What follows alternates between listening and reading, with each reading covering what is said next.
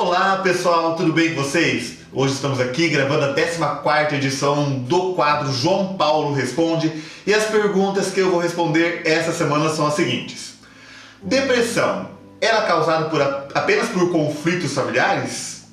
O que causa depressão? O que pode causar a perda de vontade de viver?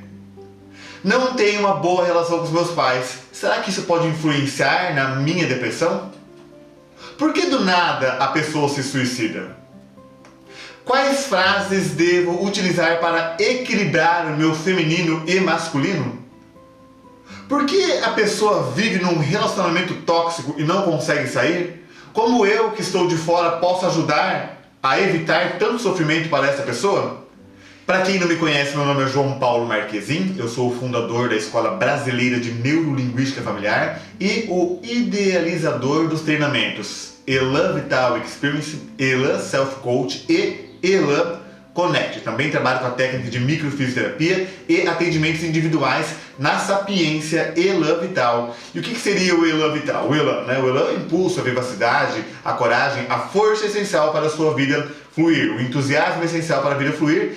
E então a Sapiência Elan Vital, porque o quadro João Paulo Responde, ele tem base na Sapiência Elan Vital. Então a Sapiência Elan Vital é o resultado de 11 técnicas na área de inteligência emocional que eu estudei, mais de 8.000 horas atendendo o paciente, mais de 4.000 horas sentado estudando, fora os livros e as palestras que eu ministrei. E para quem não me acompanhou nos últimos dias, na quarta-feira dessa semana eu fiz uma live sobre depressão, já que nós estamos no Setembro Amarelo, e então eu deixei a caixinha de perguntas e respostas abertas lá no meu Instagram para que vocês pudessem perguntar aquilo que vocês gostariam que eu respondesse sobre depressão aqui na 14ª edição do quadro João Paulo Responde. Por isso que vieram bastante perguntas sobre depressão, algumas parecidas, então eu vou responder em conjuntos, porque na verdade a resposta é a mesma. E por isso tem poucas perguntas sobre outros assuntos.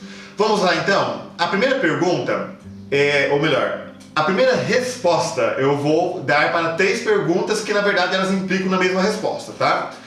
Vi sua live sobre a depressão. A depressão é causada apenas por conflitos na teia familiar? Então lá na live eu falei um pouquinho sobre a teia familiar, sobre como que quando alguém puxa a teia para algum lado, o outro lado acaba gerando uma compensação, acaba gerando uma sobrecarga, e como que quando a gente mexe algo no sistema familiar, quando uma pessoa da família sai do lugar ou faz um movimento, isso gera um movimento na família toda, como se fosse puxar uma teia de aranha. Se eu puxo uma parte dela, toda ela se movimento. Então assistam a live lá porque eu explico bastante, não só sobre depressão, o assunto lá é depressão, mas de uma forma geral, como que o complexo familiar, o sistema familiar influencia nos nossos resultados, influencia nas doenças, no sucesso, no fracasso que a gente vai ter. Então a pessoa perguntou se a doença é causada apenas pela teia familiar.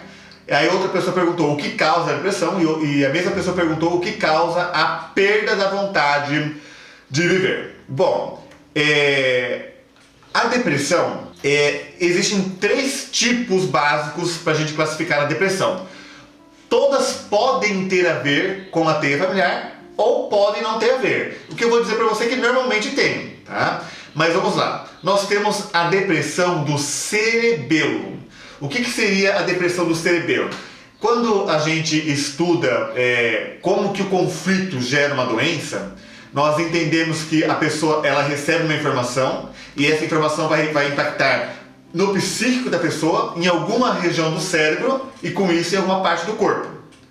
Quando eu tenho um conflito que fragiliza o meu cerebelo, na verdade são vários conflitos, tá?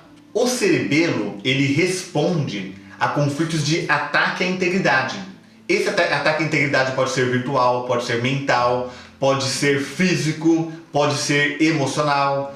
Então, por exemplo, uma pessoa que sofre bullying durante muito tempo, uma pessoa que é criticada pelo chefe o tempo todo, uma pessoa que o pai só fala as coisas ruins para ela o tempo todo, uma pessoa que vê a mãe apanhando sempre, uma pessoa que vê o cachorro apanhando sempre, porque não precisa ser comigo, desde que eu vivo o conflito, uma pessoa que vê ataques à integridade o tempo todo.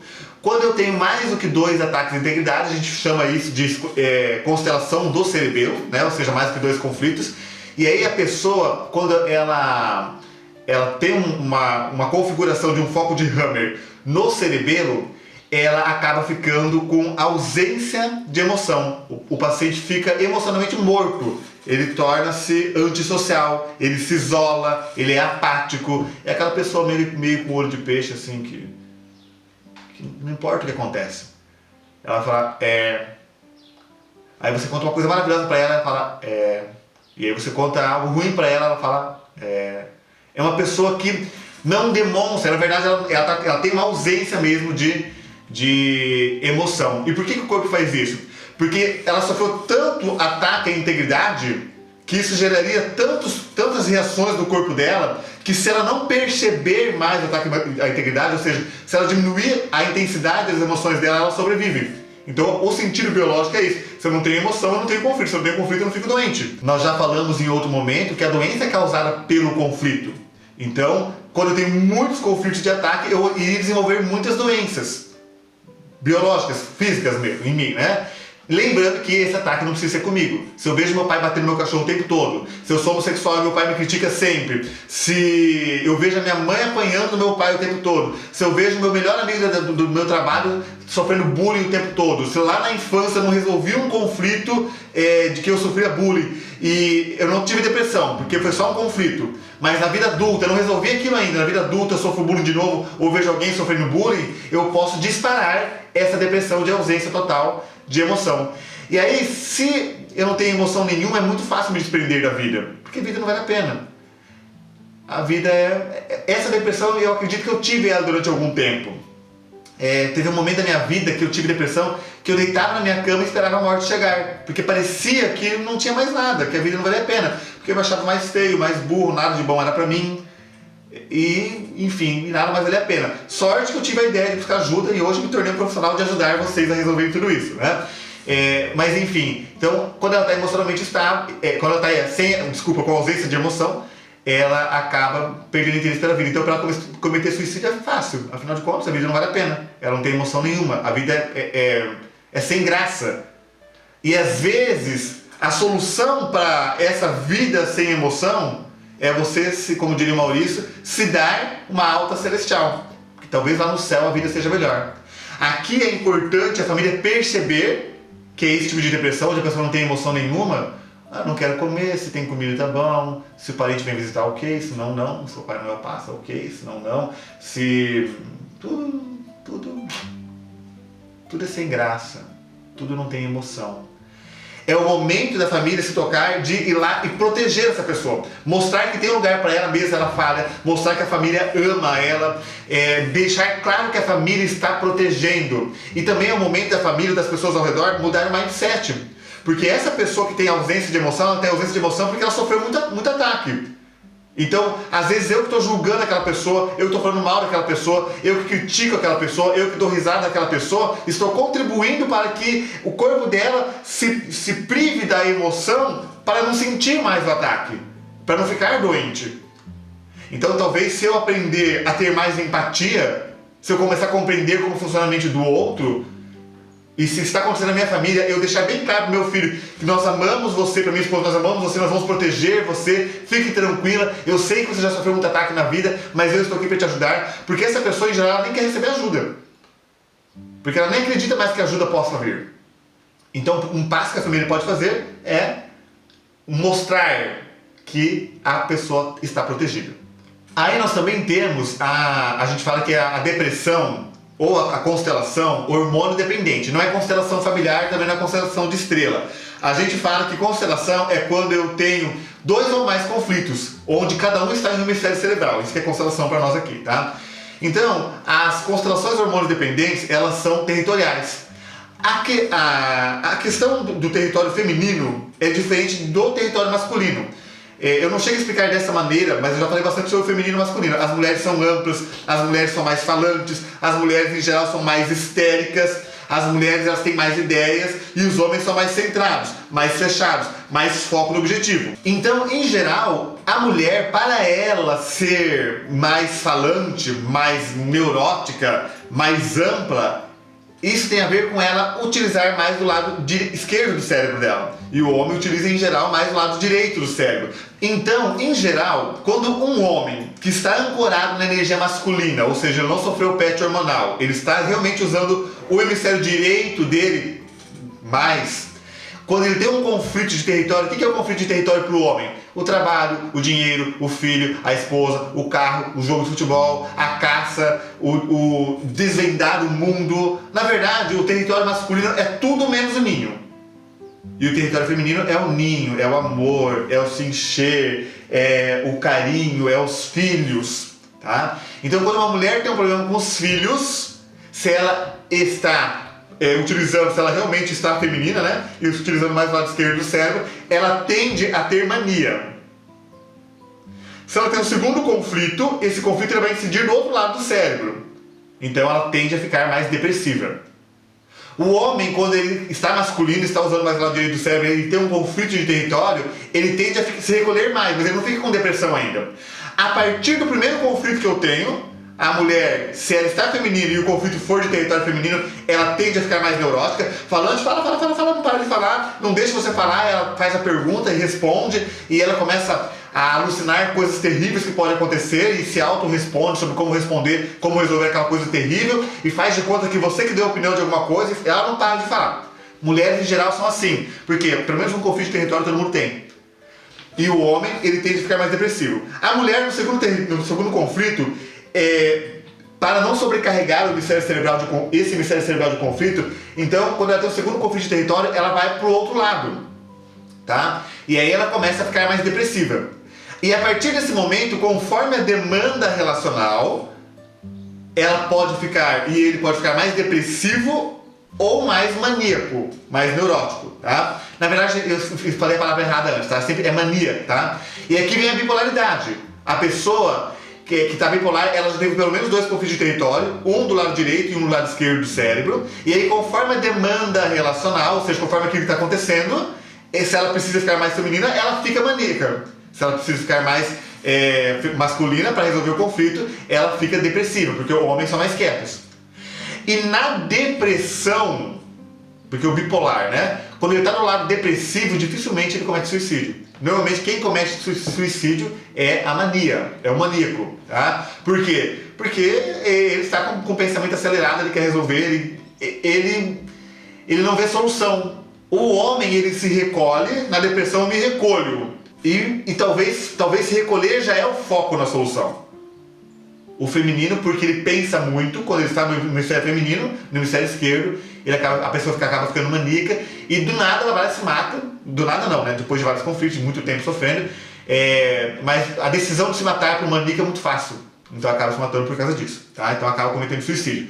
Então por isso que quando o paciente vem para mim, eu busco primeiro resolver a mania. Entender por que desenvolveu uma mania, a mania no caso, né, do hemisfério esquerdo, e depois a gente tenta resolver a depressão. O paciente com depressão, segundo o Dr. Hammer, que é o criador dessa teoria, ele não comete suicídio. O bipolar comete suicídio quando ele está do lado maníaco. E nós também temos aquela depressão, que é aquela depressão que tem emoção, mas a pessoa não tem força para fazer nada. Que é uma depressão até fisiológica. Depois de um grande estresse, o meu corpo entra em depressão para reparar o conflito. Então, se eu passei 6 meses estressado com o meu casamento, quando eu saio do meu casamento, pode ser que eu fique 3 meses só na cama, só cansado, sem força, mas não sem emoção, sem força. Então, é o meu corpo querendo se reparar. Numa das lives eu expliquei um gráfico, que é o gráfico da bifase, para que a gente possa solucionar o conflito, onde eu digo o seguinte, que quando o paciente tem um conflito, ele acelera o metabolismo. E aí, quando ele sai do conflito, ele entra em depressão. Para cada 16 horas de estresse, quando não tem o conflito, o gráfico é assim: de dia tem conflitos, à noite eu resolvo. De dia estou estressado, à noite mais calmo. De dia problemas, à noite reparo. Então, se para cada 16 horas de estresse eu preciso de 8 horas de reparo para dormir, né? E eu deprimo o metabolismo e meu corpo se repara. Se eu passei 1 ano estressado com alguma coisa, quando eu saio do conflito, eu posso passar até 6 meses me reparando. E nesse período de reparo, o meu corpo pede por um descanso. E nesse momento, quando essa depressão é fisiológica, o remédio pode até piorar. Na verdade, sempre o remédio acaba impedindo a solução do conflito. O que eu tenho que fazer é não entrar em conflitos que me façam perder o território masculino. Não entrar em conflitos que me façam perder o território feminino. Eu tenho inteligência emocional para a pessoa me atacar e eu entender que isso tem a ver com a consciência dela e não comigo. Não é o remédio que cura a depressão. O remédio remedia. Se você quiser curar a depressão, você precisa usar para o conflito. Então, nesse caso, essa depressão é uma depressão fisiológica. É o corpo da pessoa pedindo para ela descansar depois de um grande estresse. Igual depois de um grande dia, eu preciso de 8 horas de sono. Depois de um grande período de estresse, eu preciso de alguns dias de repouso. Quando a pessoa está bem emocionalmente, quando a pessoa tem um mindset ok, quando a pessoa não fica trazendo coisas do mundo exterior como se fosse pessoal para ela, essa fase dura no máximo 3 meses, esse cansaço. Agora, quando a pessoa não tem recursos emocionais, pode durar até metade do tempo que durou o conflito. Então, às vezes, a pessoa ela esteve num casamento durante 10 anos. Ela apanhava, ela era traída, ela tinha que engolir muito sapo. Aí, nisso, ela estava na fase ativa. Então, ela gastou muita energia para encarar tudo isso. Se ela não tiver recurso emocional nenhum, ela pode ficar 5 anos no período de reparação, que também é um tipo de depressão. Elas têm a ver com a questão da teia? Tem e não tem, porque eu posso ter um conflito que não tem nada a ver com o meu sistema familiar, mas pode ser que, por exemplo, eu sofra bullying, eu seja atacado porque alguém no meu sistema foi atacado, e eu estou só representando esse membro, como eu expliquei na live ontem. Quando eu tenho um conflito de território, o que é um conflito de território? É eu perder meu emprego, é alguém invadir o meu território, é alguém roubar minha esposa, é eu acreditar que alguém vai tomar o meu emprego, é alguém roubar o meu dinheiro, é alguém machucar o meu filho. Então isso pode acontecer, sim, por uma questão familiar, de uma compensação lá do sistema familiar. Então é importante eu estar de bem com o meu sistema familiar, eu compreender os princípios básicos que regem a vida, mas pode ser que seja algo esporádico. Se é algo esporádico, acontece uma vez só. E se é algo esporádico, não causa depressão. Porque um conflito não causa depressão. Eu preciso de pelo menos 2. E se é 2, eu já posso começar a pensar sim que é no sistema familiar. Por isso a importância da gente trabalhar o sistema familiar sempre. E a questão de eu ter um conflito que eu passei durante muito tempo com ele e estar na fase de reparo, que é a depressão fisiológica, né? Para cada 16 horas de estresse, eu deprimo o metabolismo durante 8 horas para que ele possa se reparar. Então, para cada 10 anos de estresse, pode ser que eu precise deprimir meu metabolismo por algum tempo para que ele possa se reparar. E aí, quando que essa depressão perdura? Quando eu tomo energético, eu vou trabalhar. Quando eu tomo um remedinho para acelerar o metabolismo e trabalhar. Nessa fase aqui, nessa depressão fisiológica, no caso. Porque eu tenho que pedir ao meu corpo de se reparar. Vai chegar um momento que ele vai precisar se reparar, né? Mas, enfim, todos esses conflitos podem ter ou não a ver com o sistema familiar. Normalmente tem, nesses meus 11 anos de profissão, eu tenho percebido que normalmente tem a ver sim com a questão familiar. Então, gente, só esclarecendo mais algo importante aqui, a depressão do cerebelo, o paciente acaba cometendo suicídio sim na depressão. A depressão, quando é um conflito territorial, a depressão que a gente fala que é hormônio dependente, a pessoa não se mata se ela está no estágio depressivo. Ela vai cometer suicídio só se ela está na fase maníaca, tá? Então há alguma diferença. Na depressão fisiológica, dificilmente a pessoa comete suicídio. Ela se sente cansada, ela não tem vontade de nada, mas ela não chega a cometer suicídio. A não ser que por ela se sentir cansada, as pessoas começam a julgar ela, começam a apontar para ela, falar que ela está fazendo coisa errada. A não ser que quando ela está cansada, ela é substituída lá no trabalho dela, daí gera um conflito de território. Aí pode até ser que ela tenha esses conflitos de território ou de cerebelo, e aí sim ela possa vir a cometer suicídio.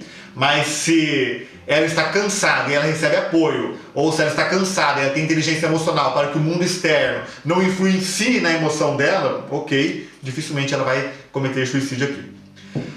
A segunda pergunta que eu recebi, ou na verdade a quarta, né, porque eu respondi 3 perguntas em uma antes, não tenho uma boa relação com meus pais. É verdade que isso pode piorar a minha depressão? Sim, é verdade. As relações secundárias dependem de como foi a nossa relação primária. Bert Hellinger falava sobre isso. E a nossa relação primária é com a nossa mãe.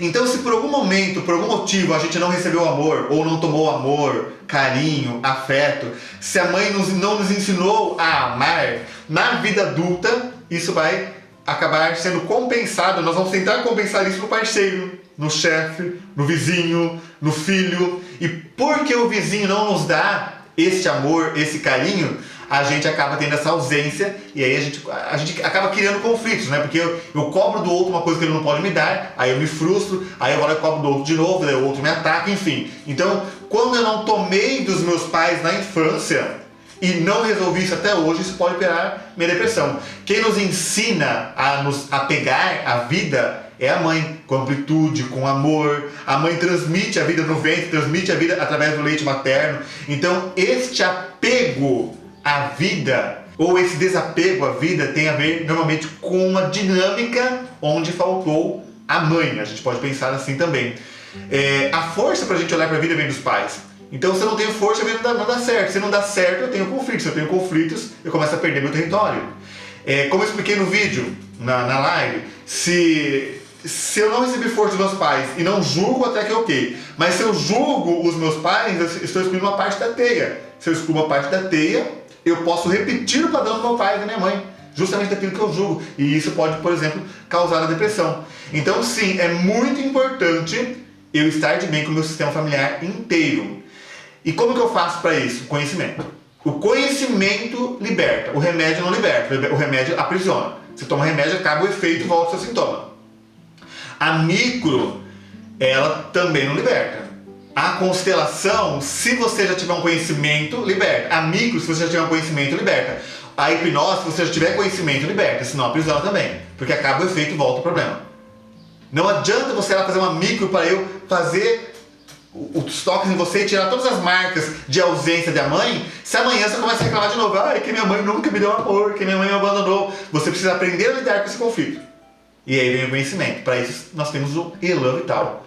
Tanto o Connect, quanto o Experience, quanto a Sapiência, que é aquilo que a gente passa nas sessões. A próxima pergunta da 14ª edição do quadro João Paulo Responde é: por que a pessoa do nada se suicida? Nunca é do nada. Enfim. Não, vou responder mais um pouquinho, né?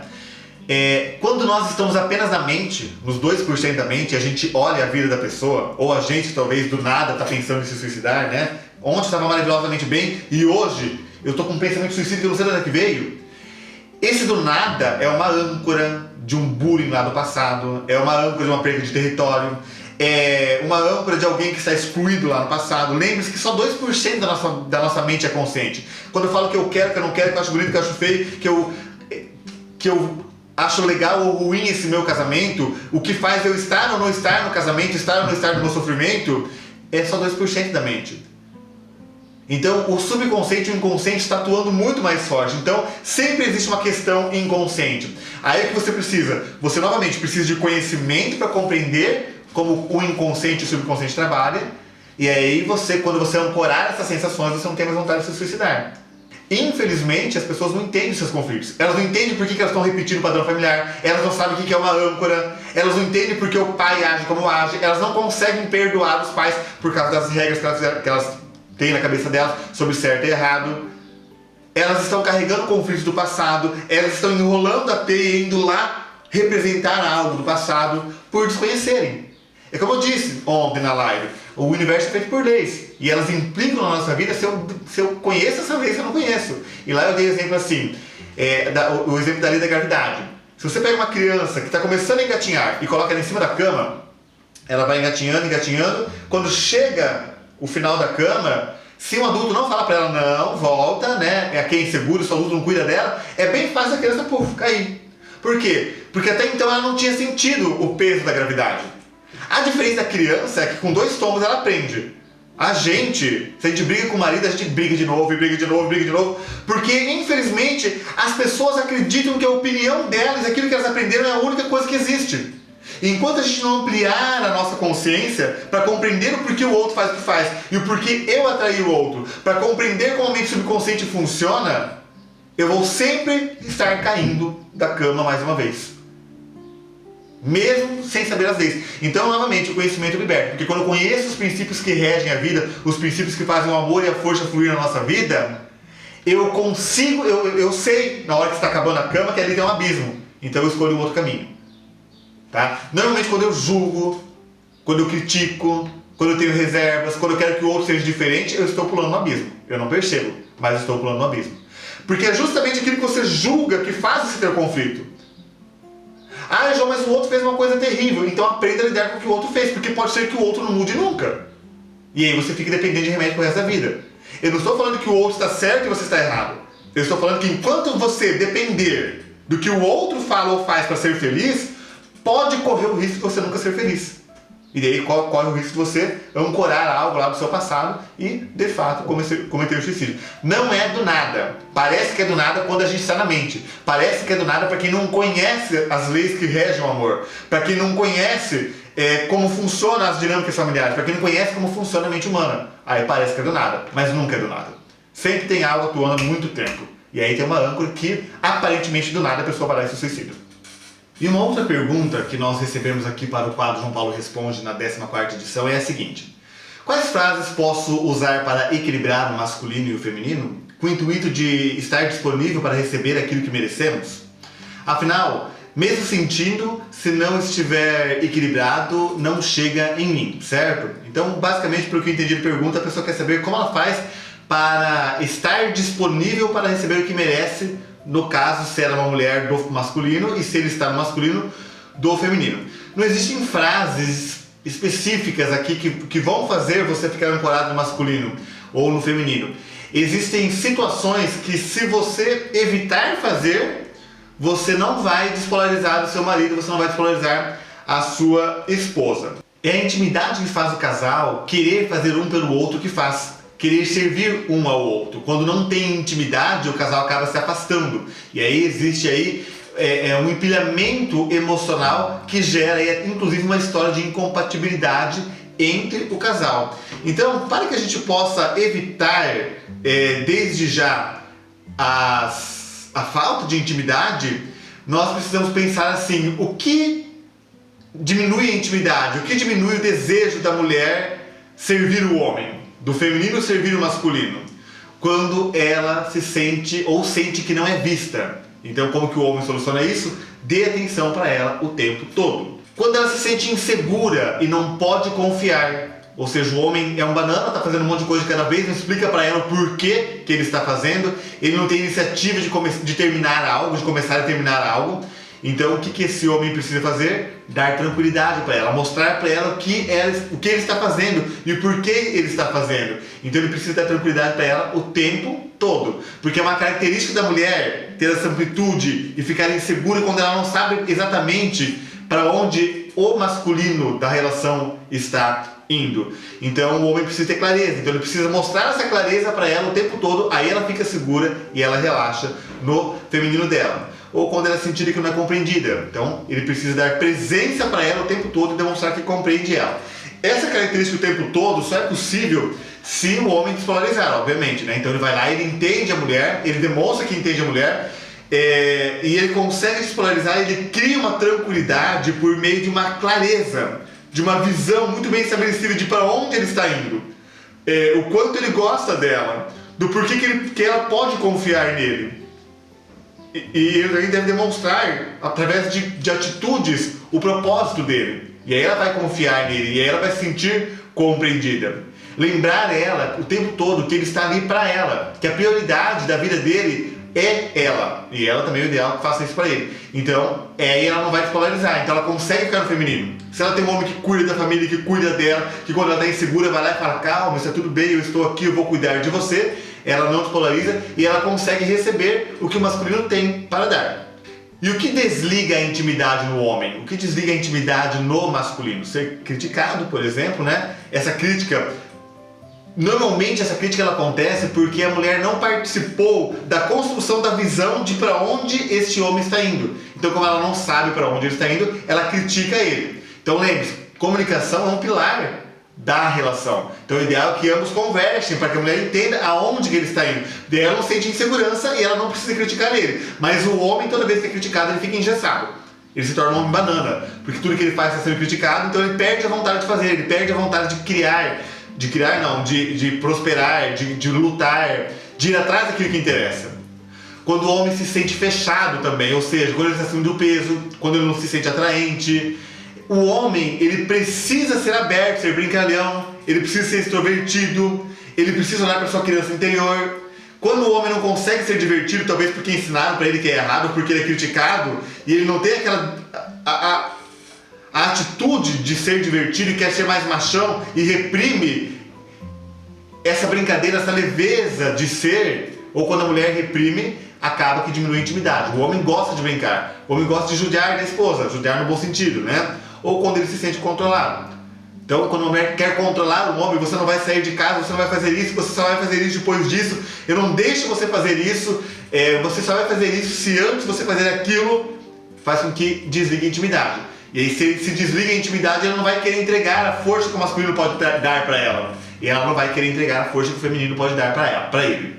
E a última pergunta que eu recebi aqui para o 14º João Paulo Responde é a seguinte: por que a pessoa vive em um relacionamento tóxico e não consegue sair daquilo? Como a gente que está de fora pode ajudar, vendo tanto sofrimento e a pessoa não consegue lidar com aquilo? Bom, eu fiz uma live explicando o porquê que as pessoas se colocam em relacionamento tóxico. Então, basicamente, é porque nós não recebemos o necessário dos nossos pais, e daí a gente cobra do marido de uma forma tóxica, a gente cobra da esposa de uma forma tóxica, porque as nossas relações não estão bem resolvidas, então aquilo que não foi bem resolvido nas relações passadas acaba sendo compensado nas relações atuais, porque nós queremos entrar numa relação para ser visto, servido ou preenchido de alguma forma, sendo que na verdade eu entro numa relação para servir, e para eu entrar numa relação para servir, eu tenho que ter tomado o suficiente dos meus pais. Vamos ver o que mais que a gente comentou naquele dia. Quando nós julgamos a relação dos nossos pais, avós, bisavós, tataravós, nós tendemos a ter um relacionamento tóxico. Quando nós nos metemos na relação dos nossos pais, tá? Nós acabamos reproduzindo aquilo que a gente não gostava dos nossos pais nos nossos maridos e esposas. Quando por lealdade nós acabamos, como eu expliquei na live de quarta-feira, nós acabamos lá dobrando a teia de aranha e indo lá no lugar de alguém do sistema familiar que está excluído ou de algo que não foi visto para dar lugar para aquilo. Então, por uma lealdade, eu acabo estragando e tendo um casamento tóxico. Por falta de uma visão bem estabelecida de relacionamento e de sexualidade. Então, como que você que está de fora pode ajudar? Se você não é parente, se você não é nada da pessoa, você deixa como está. Se a pessoa vem pedir sua opinião, você não dá a sua opinião. Se a pessoa quiser contar o que está acontecendo, você deixa ela contar o que está acontecendo. E você sugere que ela busque um terapeuta. Você sugere que ela busque alguém que possa realmente ajudá-la. Porque a sua opinião vai ajudar. Se você é mãe, tia desse indivíduo ou desse indivíduo, você pode mentalmente liberar ela daquilo que é seu. Porque muitas vezes uma relação atual tem a ver com algo mal resolvido nas gerações anteriores. Então você mentalmente fala pro seu sobrinho, fala pro seu filho, que eu libero você daquilo que é meu. Então não tem muito o que você possa fazer para ajudar, porque isso é do casal, é uma dinâmica que o casal precisa passar para crescer. Então, o que você pode sugerir para eles é a expansão de consciência, para que eles possam compreender por que eles estão passando isso. Uma coisa eu te garanto, enquanto um ficar acusando o outro daquilo que aconteceu, eles vão repetir o padrão 1, 2, 3, vão se separar e vão encontrar maridos e esposas iguaizinhos nas próximas relações, e se nada for resolvido, na próxima geração os filhos vão resolver.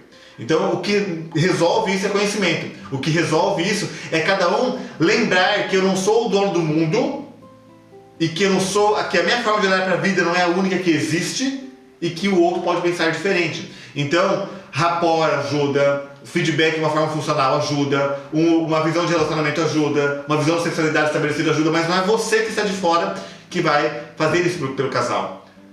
É o casal que precisa fazer isso por ele mesmo. Quando o casal quiser parar de sofrer, eles vão buscar ajuda. Eu sempre falo, né? O cachorro que está sentado em cima do prego, está chorando, das duas uma. Ou não está doente, não está doendo o suficiente, ou ele não quer sair de cima do prego, está gostando de ficar lá. Então, se a pessoa ela não faz nada para melhorar a relação dela, não é você que vai mudar. A pessoa precisa querer. E se ela pedir uma opinião sua, fala, busca uma terapia. Essa é a minha mais sincera opinião. Ok? E assim a gente encerra a 14ª edição do quadro João Paulo Responde. Espero que vocês tenham gostado. Curtam, compartilhem com seus amigos, marquem seus amigos. Se você tiver uma pergunta para a próxima edição, deixa aqui nos comentários do YouTube. Ou então, se a sua pergunta estiver lá na caixinha de perguntas e respostas do meu Instagram, pode ser que eu escolha a sua pergunta para responder aqui no quadro João Paulo Responde. Um forte abraço para todos vocês e até mais!